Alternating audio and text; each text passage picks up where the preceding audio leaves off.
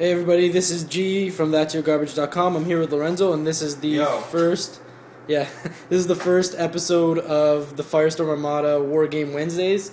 We're basically just gonna play a quick game with the starter sets, and just show you guys how the game plays, and we'll get more into try and remember how the game plays. Yeah, it's been so long since we've gotten the game, and we'll get more into like the mechanics and stuff on the website, and we'll eventually get into bigger games with different missions and stuff. Yeah, for now we're just doing the simplest mission, and we're using a minimum of the bonus rules. The Firestorm Armada game system is pretty modular, and then there's a bunch of different supplemental kind of rules and things that you can add to the basic rules to make the games more complicated and tactically deep.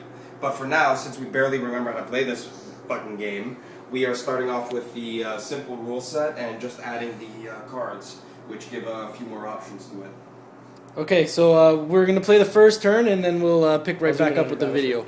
So this is Lorenzo, and this army that I play is the Dendrenzi Federation.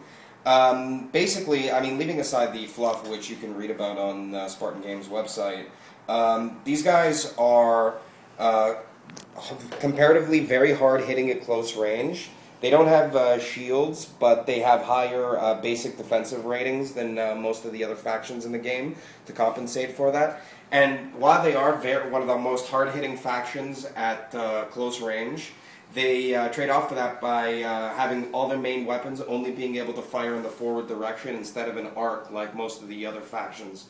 This requires you to really kind of understand how to position and how to maneuver and use the tempo in the game to be able to strike at the right moment to maximize your firepower while taking the minimal amount of... This is G's unpainted mass of Terran ships. Terran are not very good at anything, but they're basically average at a lot of stuff. Their one strength is that they have shields when only I think one other faction in the game has shields. That's good for, not getting killed, especially by Lorenzo's dudes who have really retarded guns that make no sense. But yeah, that's basically it. We're very average. and torpedoes. Oh yeah, we have lots of torpedoes that fire in any arc, so I don't really have to point my ship at you. I could just run away and torp bomb you. Because the torps also either stay the same strength or get stronger the further away you are. Yeah, right? We don't want to get close, so my army should try to stay away from him, and his army is going to try to get very close to me. Which is basically not good for me. And then attempt some forceful entry. Yeah, there's definitely lots of forceful entry will happen. Okay, it's going. Alright, this is after the end of turn 1. Firestorm Armada follows a I go, you go system, so the units alternate activating back and forth between the flares. You can see that I've basically, I set up in 2 split wings, and kind of converged to the center to counter the way G deployed. Because he bunched up his models on this side, I needed to kind of move to the center a little bit because he left his battleship alone over there.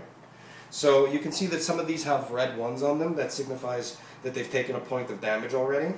I've lost a frigate, G's lost a frigate, and he's taken a point of damage on one of his cruisers. And that's about it so far. Yeah, turn 1 didn't really go anywhere. Okay, so yeah, we'll stop and we'll come back at turn 2. End of turn 2. Okay, live from space. Alright, so this is at the conclusion of turn 3? Yeah, which will definitely be the end of the game. Wow. Because, as you see, I am fucked. Well, this is my army. His strategy this is what's fucking coming. His strategy was actually quite sound. If you saw the first video, you saw that he set up the majority of his forces, his frigates and his cruisers, on his left side of the table with his battleship by itself on the other side. And what he did once the game started was draw everything across to support his battleship. What he was trying to do was convince me to waste lots of movement going the long way around the outside of the terrain. But because I instead kind of folded to the center because I saw what he was trying to do and wanted to give myself options, I got into close enough range bands to start doing damage fairly quickly. And it hasn't helped that G's rolling has been absolutely horrible this game, and I've actually been having pretty good rolls, which is kind of shocking because that doesn't usually happen.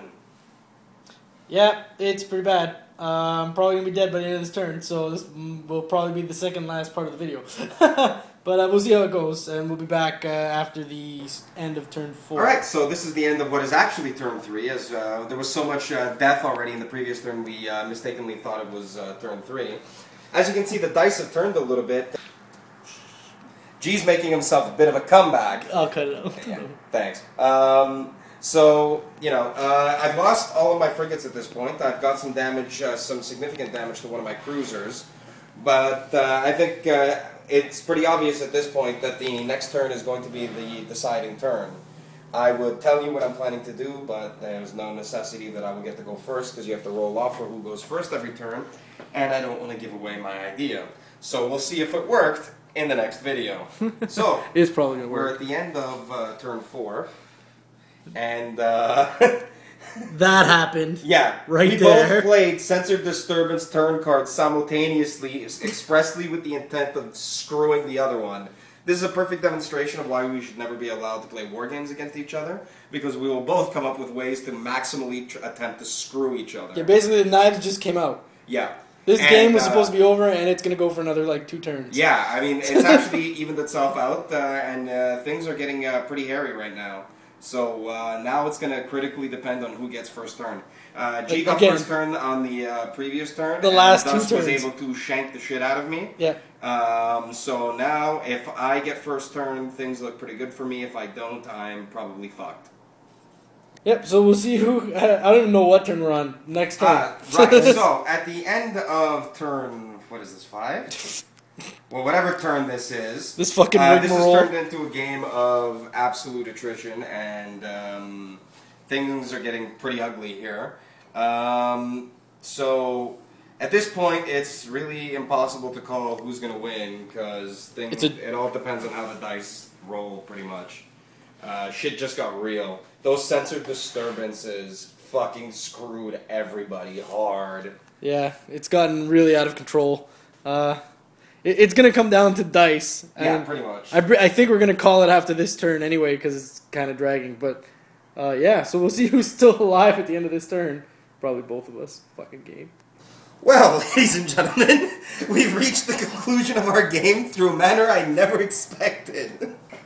G maneuvered his ship in order to be able to fire at my battleship, which he succeeded in screwing me hard because he hit my motion control systems. So he can't point his guns at me. me. Turn, which I have to do to be able to point my guns at him. I use my cruiser on this turn to move around the planet to keep it from being shot at by the battleship. And I managed to finally kill one of those damn frigates over there. But the truly winning moment of this game is, as you can see here, has managed to maneuver his ship in such a fashion that he cannot turn before crashing into the planet. Moon. Moon. Because the battleship has to move 2 inches straight ahead before it can turn. Thus, Therefore, the battleship will be automatically destroyed upon its next activation. Solor wins. So, game. So that was the first War Game Wednesday. I'm never going to live this down. Thanks for watching.